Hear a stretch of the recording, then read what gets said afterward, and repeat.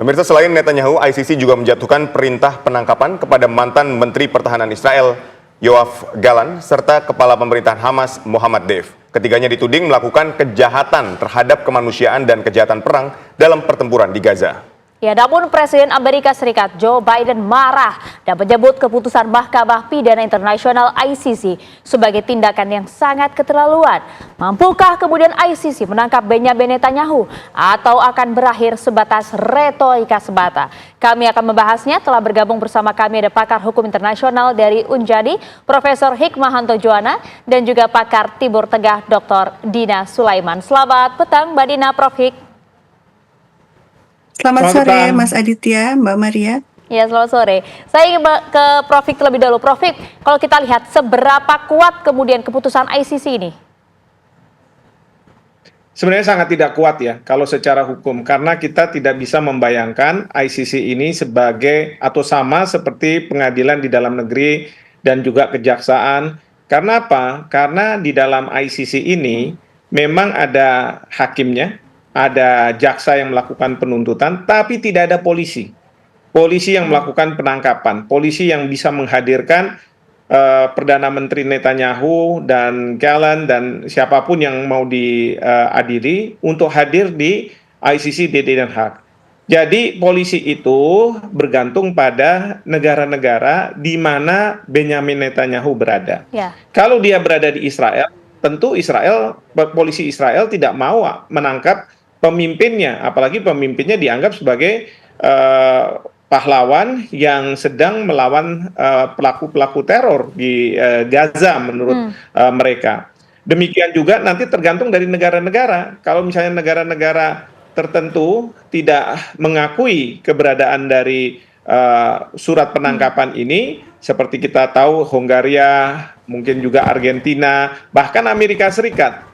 Ya, tidak mungkin ketika Perdana Menteri Netanyahu berkunjung ke negara tersebut, lalu kemudian polisinya menangkap dan menyerahkan ke ICC. Bahkan kalau Amerika Serikat itu, dia buat perjanjian ke semua negara, terutama anggota dari ICC, termasuk waktu itu pernah dengan Indonesia, agar kalau ada perintah untuk melakukan penangkapan, maka tidak melakukan terhadap warga negara Amerika, tapi itu terkait dengan Amerika Serikat. Tetapi ini ICC dengan Israel, saya rasa ini tidak akan efektif gitu ya. Tetapi secara moral mungkin ada manfaatnya, yaitu bahwa lembaga internasional, kalau kemarin pernah Mahkamah Internasional menerima gugatan dari Afrika Selatan terkait dengan apa yang dilakukan Israel sebagai genosida, meskipun sampai sekarang belum ada putusan. Nah, sekarang ada Mahkamah Kejahatan Internasional yang menarget pada individu untuk mereka bisa ditangkap dan kemudian dihadirkan mempertanggungjawabkan perbuatan mereka di depan Mahkamah Kejahatan Internasional. Seperti itu. Baik, saya ingin ke Mbak Dina. Mbak Dina, kalau misalnya ada negara yang memang menganggap bahwa Israel ini melakukan, atau Netanyahu ini, Gallant dan Mohammad Deif ini melakukan kejahatan perang, melakukan kejahatan kemanusiaan, kemudian memang ingin melaksanakan putusan dari ICC, ini seperti apa mekanismenya ya? Ya, sejauh ini sejauh ini sudah ada beberapa negara Eropa ya yang menyatakan akan menaati surat perintah dari ICC ini, misalnya Spanyol, Italia, Belanda, Finlandia, Portugal, terus juga Swiss, bahkan Finlandia. Nah, itu artinya memang secara umum gitu ya, negara-negara di dunia itu sudah tahu kok bahwa ini memang ada kejahatan kemanusiaan yang luar biasa yang sedang terjadi di Gaza. Tapi sejauh mana mereka berani betul-betul menangkap Netanyahu seandainya datang ke negara mereka. Tapi dengan adanya pernyataan ini ya, sementara itu ada beberapa negara Eropa sudah menyatakan akan menaati surat perintah ini. Artinya ini ada sebuah perubahan besar ya dalam opini publik dunia. Sebelum 7 Oktober tidak terbayangkan akan tiba di hari seperti ini, di mana negara-negara Eropa, sebagian negara Eropa berani mengecam Israel gitu ya. Selama ini kita melihat bagaimana negara-negara Eropa selalu mendukung Israel, mungkin kecuali Irlandia ya. Dan sekarang tekanan sudah semakin besar kepada Israel, dan munculnya putusan ini atau surat perintah penangkapan ini merupakan sebuah hasil dari upaya panjang berbagai pihak ya untuk menekan ICC. Karena kita tahu juga selama ini ICC ini track recordnya itu selalu ditekan secara politis oleh Amerika Serikat dan Israel terutama. Kita tahu bagaimana Fatou Bensouda, hakim ICC itu sampai dibully, didatangi rumahnya, bahkan terakhir juga disanksi oleh Amerika Serikat, dia dan keluarganya. Uangnya, akun banknya itu diblokir dan lain-lain. Karena waktu itu Fatou Bensouda berani untuk memproses penyelidikan atas kejahatan kemanusiaan di Gaza di tahun 2021. Ya, menarik. Saya ingin ke Mbak Dina dan nanti silakan direspon juga oleh Prof. Hik. Sebenarnya seberapa kuatkah kemudian keputusan ICC ini harus ditaati oleh sejumlah negara yang bergabung di ICC, dan juga mekanisme penangkapan nanti akan seperti apa jika kemudian ini terjadi, Mbak Dina? Kalau seberapa kuat, saya pikir ini kan legally binding untuk negara-negara yang meratifikasi Statuta Roma ya, artinya mereka wajib gitu kan. Cuma apakah mereka menaati kewajiban itu tidak ada polisi dunia yang bisa memaksakan. Ini seperti yang dikatakan oleh Prof. Hik tadi, siapa yang bisa maksa? Misalnya siapa itu? Hungaria udah menyatakan silahkan Netanyahu datang ke sini, nggak akan kita tangkap. Siapa yang bisa memaksa Hungaria untuk menangkap? Meskipun Hungaria sebagai penandatangan Statuta Roma itu wajib untuk menangkap gitu ya. Jadi memang ini dari sisi praktisnya apakah betul-betul bisa ditangkap atau tidak memang masih pertanyaan besar gitu ya, memunculkan pesimisme juga. Tapi secara politis, secara bagian dari perjuangan panjang komunitas internasional untuk meminta pertanggungjawaban Israel ini menurut saya kemajuan yang luar biasa. Iya, tapi meskipun ini kemajuan yang luar biasa, artinya tidak ada sanksi kemudian yang diberikan kepada negara-negara yang tidak mematuhi keputusan ICC ini, Prof. Hik? Tidak ada sanksi. Karena jangan menganggap bahwa Mahkamah Kejahatan Internasional itu sebagai suatu mahkamah yang berada di atas negara-negara. Negara-negara akan mengatakan, kami punya kedaulatan tinggi ya kami, nggak ada yang lebih tinggi lagi. Kalau di dalam konteks hukum nasional kan, ya pengadilan ya kita harus patuhi, kalau tidak bisa dipaksa kita untuk hadir di depan pengadilan, misalnya oleh polisi, kejaksaan, dan sebagainya begitu ya. Nah tapi ini tidak. Nah oleh karena itu, kalau sekarang memang ruang gerak dari Netanyahu kalau akan berpergian ke luar negeri jadi terbatas. Karena dia akan berpikir, ini negara anggota dari ICC atau tidak. Lalu bertanya, kalau dia anggota ICC, kebijakannya seperti apa? Apakah akan mengirim saya atau tidak? Nah, yang kedua, tentu dengan adanya, katakanlah surat penangkapan ini, kalau misalnya ternyata tanpa disadari Benyamin Netanyahu datang ke suatu negara yang anggota ICC dan dia mau melakukan pengiriman, itu pasti akan diajukan keberatan ke pengadilan di dalam negeri. Karena misalnya ya dulu, tapi ini bukan ICC, ada mantan presiden dari Peru, Pinochet, itu dia dianggap melakukan tindakan kejahatan internasional seperti sekarang ini. Diminta oleh Spanyol karena ada warga negaranya yang menjadi korban. Diminta oleh Spanyol ke siapa? Ke Inggris. Inggris sampai pada titik tertentu dia bilang enggak, saya nggak akan kirim. Karena apa? Dulu negara ini pernah menjadi sahabat ya pada waktu ada perang Malvinas. Akhirnya dikembalikan lagi. Jadi ini proses sebenarnya panjang gitu ya. Nah menurut saya sih kembali ini berlaku dalam konteks internasional tuh hukum rimba, siapa yang kuat dia yang menang. Maka Amerika Serikat dia sekarang mau buat undang-undang yang akan melakukan proses hukum justru terhadap para hakim ataupun jaksa dari ICC ketika mereka akan masuk ke Amerika Serikat. Coba kalau kayak begitu gimana? Baik, Prof. Hik, ketika tadi Anda katakan ini masalah kredibilitas, saya ingin pertanyakan, bagaimana kredibilitas ICC ketika dia sudah mengeluarkan putusan, anggotanya boleh memilih melakukan atau tidak melakukan keputusan yang dikeluarkan ICC? Ini seperti apa? Ya, kembali lagi ini masalah politis. ya karena tergantung dari negara itu, katakanlah dia anggota, tetapi dia juga punya kedaulatan yang dia bilang ICC itu bukan suatu lembaga yang lebih kuat daripada kita. Coba Anda lihat Perserikatan Bangsa-Bangsa. Memangnya kalau ada resolusi yang katakanlah dari Dewan Keamanan PBB, kalau itu negara kuat, lalu kemudian serta-merta dia akan tunduk? Tidak. Pada waktu ada peristiwa Nicaragua menggugat Amerika Serikat dan Nicaragua menang, ini di Mahkamah Internasional, apakah Amerika Serikat tunduk pada putusan itu? Tidak. Jadi jangan kita menganggap bahwa ini seperti pengadilan di dalam negeri, ya, dengan organ-organ yang ada di situ. Tidak, ini berbeda. Nah, oleh karena itu memang sekali lagi kalau misalnya Presiden Joe Biden marah atau misalnya Perdana Menteri Netanyahu sendiri marah karena beliau-beliau menganggap bahwa Netanyahu pertama akan dibatasi ruang geraknya kalau dia berpergian ke luar negeri. Yang kedua, mereka marah karena menganggap bahwa apa yang dilakukan Israel ini adalah tindakan untuk membela dirinya karena dirinya itu Israel diserang oleh Hamas. Jadi ini cerita tentang self defense gitu kan. Selalu kan harus dilihat dari dua sisi. Nah, sebenarnya Mahkamah Kejahatan Internasional ingin memverifikasi apakah memang betul ini suatu tindakan self defense atau tidak melalui proses hukum yang ada nantinya putusan. Tapi ini dihadirkan aja tidak bisa. Baik. Ya, jadi sulit. Baik, saya ingin menuju ke Mbak Dina. Mbak Dina, ini kan ICC mengeluarkan perintah penangkapan. Kemudian Paus Fransiskus juga beberapa waktu lalu juga sempat meminta penyelidikan terhadap genosida yang dilakukan oleh Israel. Apakah ini merupakan tekanan dari dunia terhadap Israel yang akan menghentikan langkah Israel melakukan genosida di Gaza sendiri? Ya, kalau saya melihatnya begini ya, jadi genosida terjadi, bukti-buktinya sudah jauh lebih cukup. Semua orang, saya pikir semua pihak itu sudah tahu bahwa ini ada genosida, tapi keputusan yang diambil tentu tergantung dengan kondisi politik masing-masing negara gitu ya.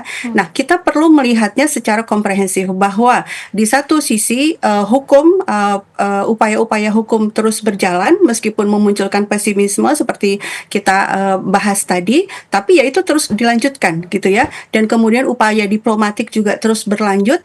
Di lapangan para pejuang kemerdekaan Palestina terus bergerak dan masyarakat sipil sedunia juga masih terus melakukan aksi-aksi demo untuk menekan pemerintah mereka masing-masing ya, terutama di negara-negara barat.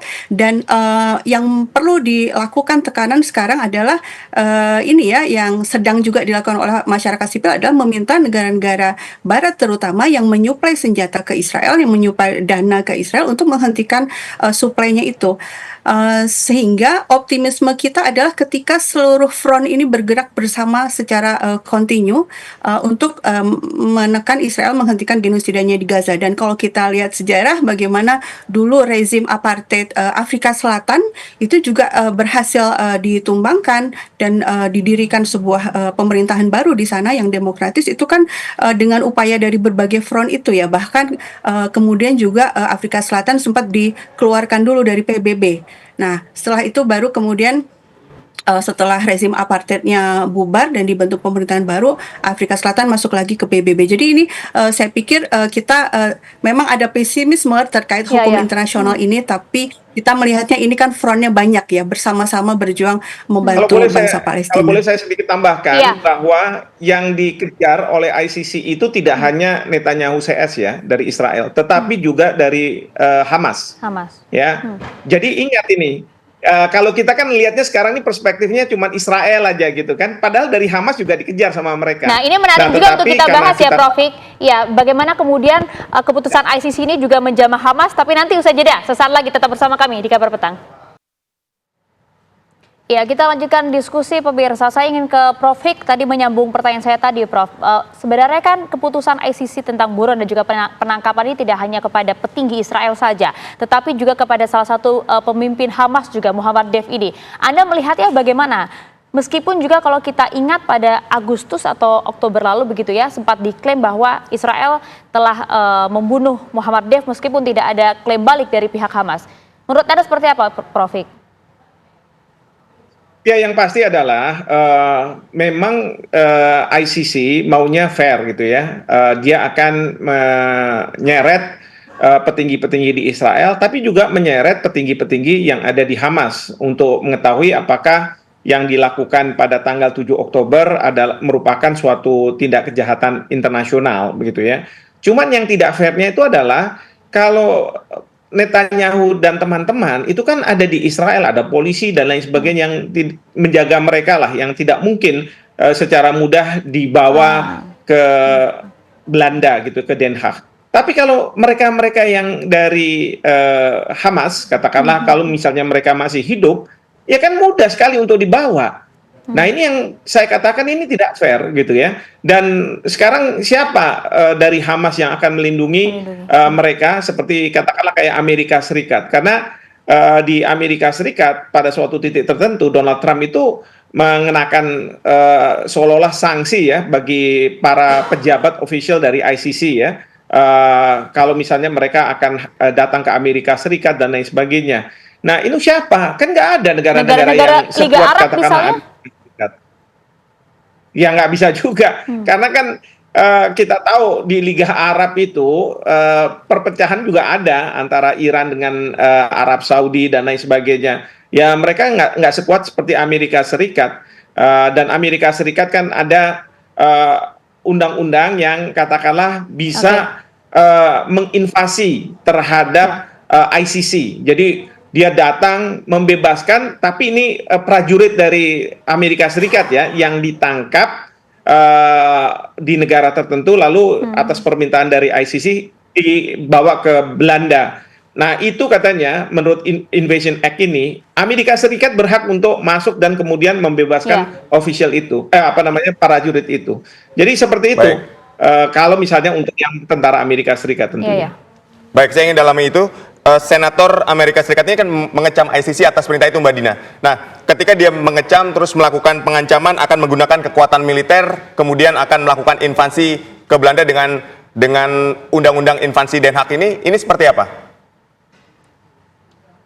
Ya, menurut saya itu ancaman kosong ya. Karena apa? Karena saat ini kekuatan Amerika Serikat itu jauh berkurang, jauh menurun dibanding sebelum-sebelumnya, terutama sejak Amerika Serikat terlibat dalam perang Rusia-Ukraina. Jadi sumber dayanya, dananya itu banyak tersedot untuk urusan itu, dan kemudian sekarang sejak 13 bulan terakhir juga dana APBN Amerika Serikat juga banyak tersedot untuk membantu Israel, dan di mata dunia di mata opini publik ya gitu ya, citra Amerika Serikat itu juga sudah jauh berkurang, sehingga sebagai sebuah negara yang selama ini memang sangat berusaha untuk menjaga citranya sebagai negara demokrasi, negara penjaga HAM dan sebagainya, itu buat Amerika Serikat itu sangat buruk kalau sampai betul-betul melakukan Invasion Act ini gitu ya. Oke, Prof Hik, apakah ada sepakat Prof? Ini ancaman dari Amerika ini hanya pepesan kosong semata? Ya, bisa iya tapi bisa juga tidak ya, karena kalau misalnya Amerika Serikat sudah punya mau, ya udah jadilah itu. Tinggal sekarang negara-negara mana yang berani melawan dia ya. Tapi satu hal yang penting nih, udahlah jangan percaya sama negara-negara yang cerita soal HAM dan lain sebagainya. Kalau sudah kayak begini, kita tahu sekarang bagaimana negara-negara seperti Amerika Serikat yang dianggap sebagai kampiun dari HAM melakukan perlindungan terhadap orang yang melakukan kejahatan, diadili saja tidak bisa, tidak mau mereka orang ini dibiarkan untuk diadili. Ini kan sudah sesuatu yang menurut saya sudah di luar pemahaman dari manusia. Seharusnya ya diserahkan saja, ya diperbolehkan atau misalnya didukung, nggak usah dikecam dan lain sebagainya. Toh masih belum tentu apakah memang terbukti atau tidak terbukti. Tapi inilah kekuatan, dan namanya di masyarakat internasional yang berlaku adalah siapa yang kuat, dia yang menang. Baik, artinya berlaku hukum rimba. Jadi Mbak Dina, kalau kita lihat bahwa PBB ini sudah melakukan tekanan, kemudian Mahkamah Pidana Internasional sudah melakukan tekanan, lalu upaya apa lagi yang bisa dilakukan untuk menghentikan perang di Gaza ini? Seperti yang saya sampaikan tadi, seluruh front harus bergerak ya, dan semua orang masyarakat sipil, semua individu yang punya rasa kemanusiaan itu harus melakukan apapun yang mereka bisa untuk membantu perjuangan orang-orang Palestina. Baik itu hanya sekedar share di Twitter, share di Facebook atau Instagram itu juga penting karena memang opini publik itu penting banget untuk bisa mengubah kebijakan luar negeri di berbagai negara, terutama di negara-negara Barat yang paling berperan ya, paling ikut terlibat dalam kejahatan Israel di Gaza. Jadi saya pikir kita tetap perlu optimis gitu Ya. karena perjuangan itu tidak hanya sekedar tidak hanya terbatas di forum-forum internasional tapi juga di tengah masyarakat sipil. Ya, kalau menurut Anda bagaimana, Prof? Ya, pertama adalah perkuat rakyat Israel untuk paham bahwa ini merupakan genosida. Buat mereka jatuhkan Perdana Menteri Netanyahu, ya. Karena nanti kalau sudah dijatuhkan diganti, maka kita berharap ganti pemerintahan, ganti kebijakan. Dan mudah-mudahan pemerintahan yang baru akan mengirim Netanyahu ke ICC. Ya, itu pertama. Yang kedua, kita yakinkan rakyat Amerika Serikat, meskipun di bawah Presiden Trump nantinya, ini akan lebih berat lagi nih terkait dengan bagaimana Amerika Serikat akan membacking Israel. Nah, ini yang kita harus juga dengungkan ke rakyat Amerika Serikat untuk supaya mereka bisa memastikan bahwa Trump tidak akan menghalang-halangi kalau misalnya terjadi hal seperti ini. Yeah. Tetapi saya agak sedikit pesimis kalau kita bicara soal Presiden Trump nantinya yang akan memimpin. Demikian. Baik, terima kasih Prof. Hik dan juga Mbak Dina Terima telah kasih, Prof. berdialog bersama Mbak Dina. kami. Sehat dan sukses selalu.